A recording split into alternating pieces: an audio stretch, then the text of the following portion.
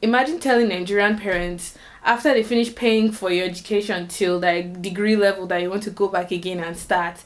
Not even something like law, or medicine, or engineering. You want to go and study fashion. Like, what's up, guys, and welcome to the channel. My name is Priscilla, and in this video, I'm going to be sharing my story from going from a microbiologist to becoming a fashion designer.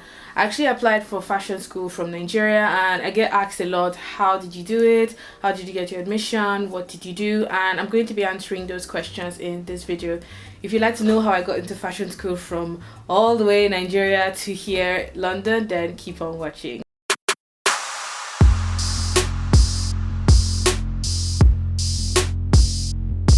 So the journey really started in 2013. That was the year I finished my youth service. I served in Anambra State, Oka, and when I was done, I just knew I wasn't happy. I knew I wanted to do something else. I didn't know what exactly, but during my service year, I had been experimenting with fashion. I'd been making clothes for my friends.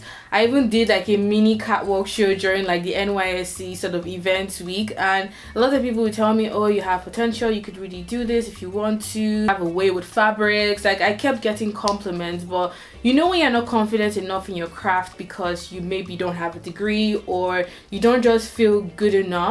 I knew I wanted to study fashion at that point. So this was towards, I think, either the end of 2013 towards the beginning of 2014. So I sat my parents down and I told them, and imagine telling African parents, no, specifically, imagine telling Nigerian parents after they finish paying for your education till like degree level that you want to go back again and start. Not even something like law, or medicine, or engineering. You want to go and study fashion. Like, my parents did never understand. My mom was just like, you just want to waste your life instead of you to become a medical doctor. So they didn't really get it. But the person who sort of gave me a chance was my dad, and God bless that man. He was like, well, if this is what you want to really do, then go ahead and do your research and come back and sort of tell me what you find out. So I researched around and I found like a small, not really a small, it was a well-established school called Matt Wayne in Surulere, Lagos, and I did like a 3-month short course there. But when I finished it, I knew I wanted more. Like, you just know, when you want, when you enjoy something, when you don't want to stop doing it. That's just sort of how I felt like when I finished that short course in Lagos. So in the fall of 2014, when I say fall, I mean towards the end of 2014, I got an admission into West London College. But before I got that admission, there were certain things I had to do before I got accepted. So I didn't really have like a huge strong fashion background, but because I was applying for a foundation diploma in fashion design, it's sort of like doing a diploma in a subject area of your interest. You don't really need to have like strong qualifications to get accepted. So the first thing I did was I researched, I checked out schools, like not even only London, I researched Paris, Shanghai, Milan, like different countries, different cities that had fashion schools. But I was restrained by financial sort of, I don't know, fashion schools are very expensive. So I was looking for something that wasn't very expensive and that my parents could afford. So I found West London College, which is sort of like an off-campus under the university called HERIOT in Scotland, and they had an affordable fashion diploma course, and I was like, man, this is it. Before I applied, there are certain things that you have to do. So I had to sort of create, it wasn't really a portfolio, but I had to do like miniature drawings just to show that I could at least do some kind of illustrations. The second thing that they would require you to do is to take like an English level exams, so SAT, IELTS, TOEFL, those kind of exams, but that school required IELTS. So IELTS actually means the International English Language Testing System, and you had to, I think, score above a 5 to get accepted. So I took that one, I took the exam, I think I got like a 7 or 6 point something.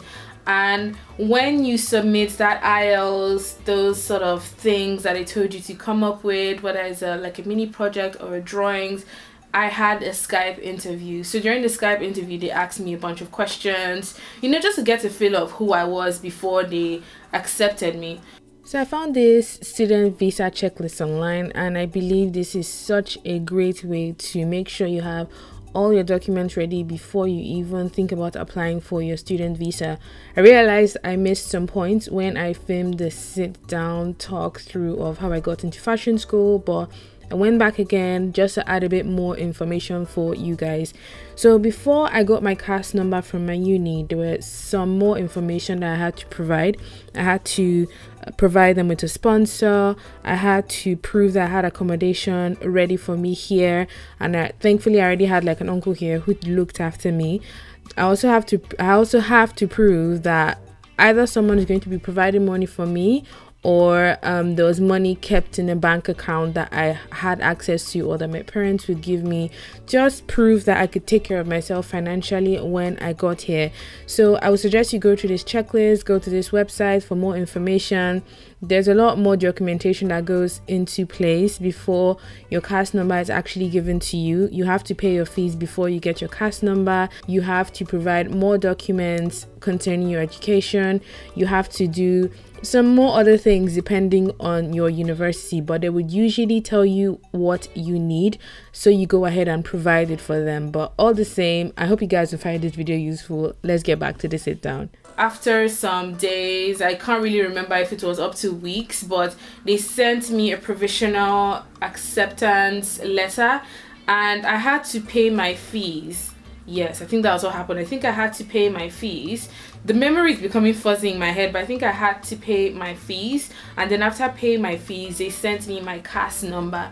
So this CAS number is what you would need to get your visa. Like, if you don't have that CAS number, don't even bother applying for visas to come study in the UK, because that's to prove that you've paid your fees, you have an admission, and that you're eligible for that visa that you're applying for.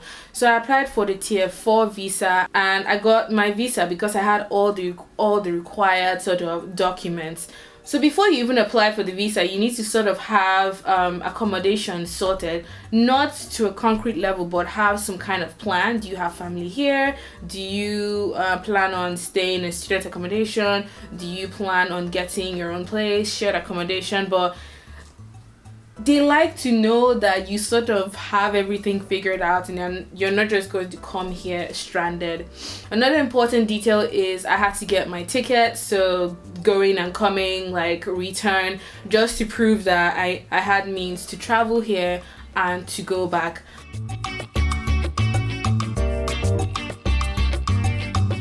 So the course was for a duration of 9 months. I came in, I believe it was around October, between October and November of 2014.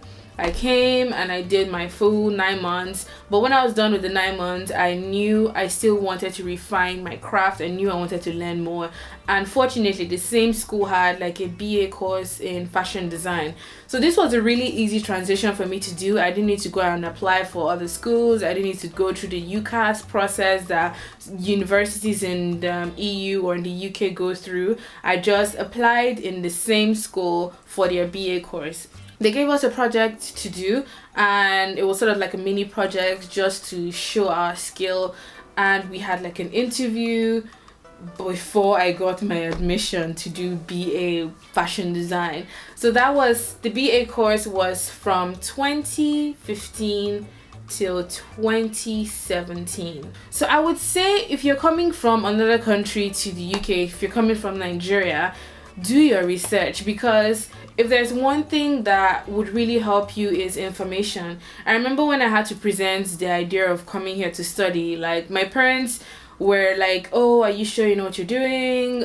Go back and check, do your research. What school do you want to go to? Do you know how much it costs? They have all these questions ready to throw at you. So if you haven't done your research, if you haven't really decided concretely, if you don't have that deep conviction that this is what you want to do, it sort of is a dangerous decision to make, because you don't have that strong footing of evidence through research.